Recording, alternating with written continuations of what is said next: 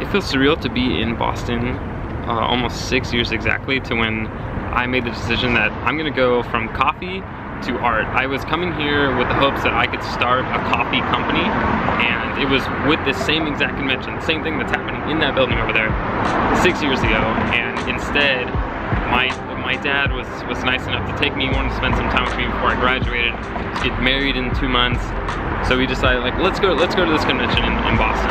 And so we went, and at the end of it, he said, let's also go to this museum. So we went to the museum.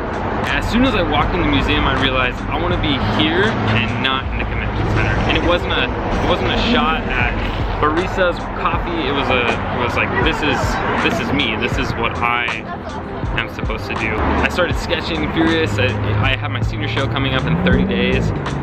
And I decided to switch everything up. I was inspired by Barry McGee, who was on exhibition at that time, and I switched everything up, like completely scratched what I was gonna do.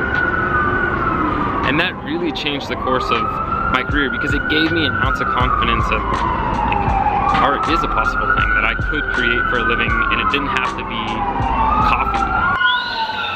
But it didn't have to be coffee to define me, because I always thought that it had to be art as a side project and then coffee as something that I owned. And this is no shot at coffee owners. Coffee is a legitimate thing, but for me, it wasn't gonna be that. It was supposed to be art.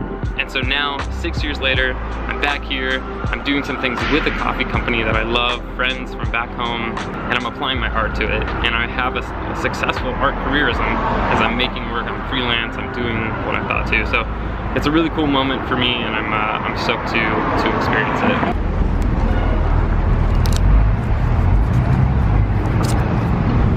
We had a minor hiccup, and now we're negotiating it. That's what it's all about in the convention world. So Kirkle, being a real champion, he is fixing the press. The press, they give it to us, there's something wrong with the bolt, and so we're working on that right now, but we're gonna make it happen. Kirkle is a freaking genius. He really hooked us up. Kirkle, keeping it nice and cute the whole time. He figured out the press. All right, that's the reason I brought him. We're in business now. Check out the first one we did. Kirkle's now cooking it up.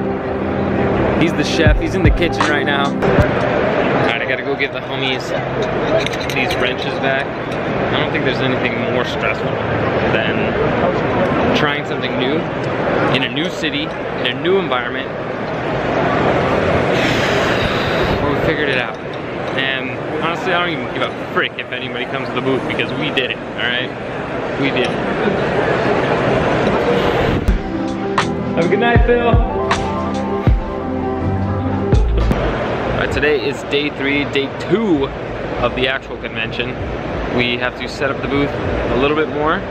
Yesterday they cleared us out for some shirts. We got to restock, and we'll get it going. Started this morning with some George Howell coffee. That was pretty bomb. And now it's just pressing. The vision behind this activation is that the cold brew filters themselves are not inherently sexy. It's not something that you just rush up to the booth wanting to talk about, but it's a necessity, right? That a cold brew, if you're a coffee shop, is something that you're looking to brew. But we wanted to do it in a way that gave the people a shirt. I thought that people would come here, they would get a lot of coffee items like mugs, bags, beans, get your merch, whatever, all coffee related things. But these people actually want to have coffee memorabilia that they can wear. And not only that, they want to do it in a custom way, and something that I'm taking from the soccer realm, all the things that I've been paid to do for Adidas and different companies like that, for the customization stations. I wanted to do that in coffee. So when they come up, they're given a shirt for free. Like, they get the shirt, and what that does is it creates like a 2 to 3 minute waiting period. And so that's like an inherently sticky concept for the booth. They have to stick around. We can talk to them about the product. They get to customize a shirt for free, and they're stoked the entire time. Like, they're smiling, they're happy. It's a fun experience. And whether or not they become customers, that's irrelevant. They had a really positive experience with the Alto brand, and that's exactly what we wanted, because we can't guarantee that everyone who gets a shirt is going to be a customer, but they'll leave feeling really stoked on the brand. And 1 out of every 5 that come by do become customers, that's amazing. That's a win for us. Because if we did this without the shirts, then we would just be relying on grabbing people to the booth. Hey, do you like cold brew? Do you do cold brew filters? And that's not a very good winning strategy. So all I'm doing is taking what I've learned in soccer and all the other marketing concepts and applying it to coffee, a niche industry that I love, and we're having a good time doing it. All right, we just finished day 2. I'm super tired. Now we're gonna go eat at Mark Wahlburgers. Wahlburgers? Head down to the Wahlburger joint where they never ever disappoint. The burgers are real juicy, real fat, grass fed. As a matter of fact, potato tarts on the strings, or maybe a wrap. That's why Wahlburgers keep me coming back. All right, get some burger. The burgers are real juicy, real, if you will. All right, have a good night, Phil. I found this random spot, I think it's a school. My main process right now is that I'm building 2 different things. I'm building relationships with brands, and that is how I'm getting all of my freelance work. I'm going out, I'm traveling, I'm networking, I'm meeting with different people. The second thing that I'm doing is I'm building content, and I'm creating art, and that's for an audience. It's for my everyday fans. So Boston is part of the first one. I'm not trying to connect with a lot of brands. I'm working with Alto. Instead of working for direct cash, I'm working for equity in the company. And so it's like a creative direction of sorts for the company, and I'm helping them out with some of their marketing needs. The goal is not to be in coffee. This is not something that it's like, I need to be in this industry.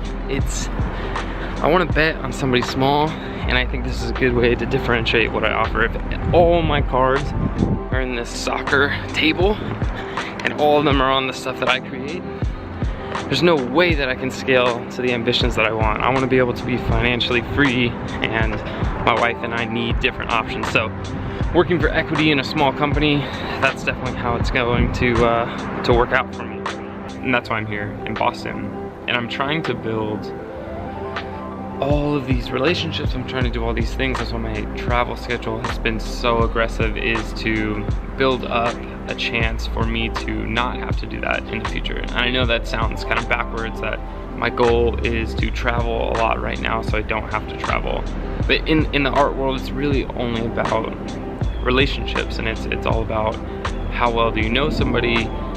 Does somebody know your work? How can you be introduced to somebody else? And in order to best kickstart that, you need to be traveling quite a bit. And I've noticed that it's starting to take a toll on me physically and my relationships back at home.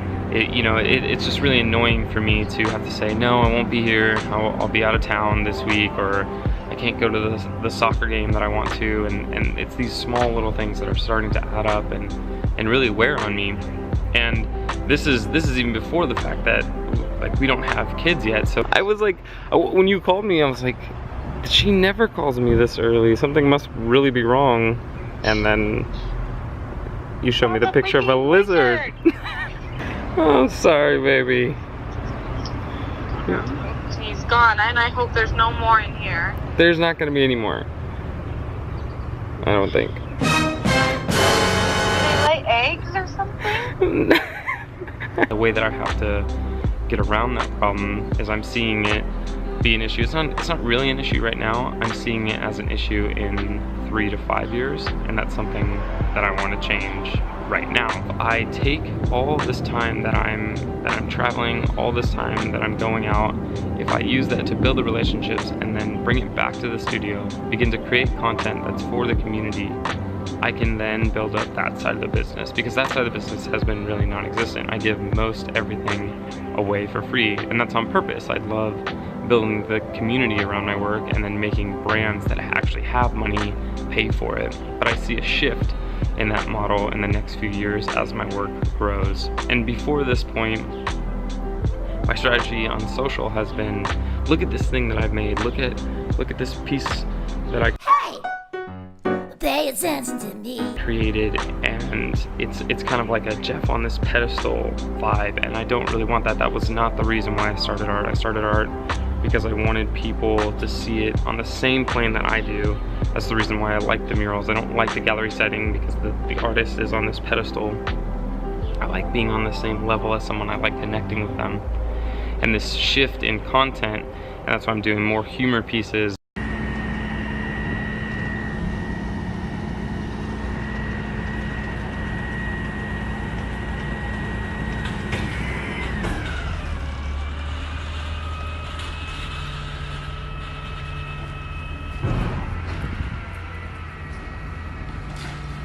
More things about my life, more behind the scenes. This is so that people can relate. This is so that people can understand what it takes to be an artist and what it looks like in every day.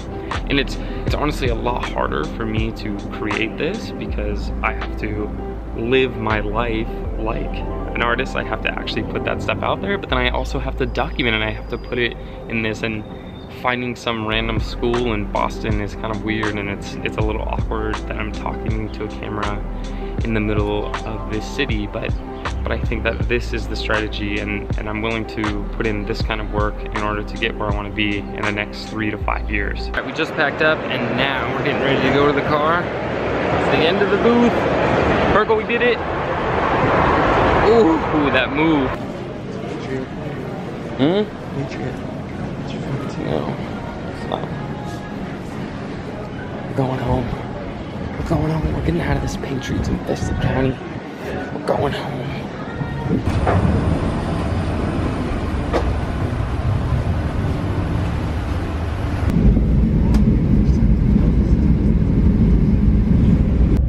Back home. Ah, yes. Yes, yes, yes, yes, yes, yes, yes, yes, yes. Yes!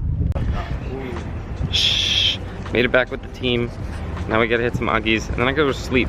I'm freaking tired. And I'm already over Taylor's sass. In 2 minutes. I'm already over Jake's good looks and Tillman's.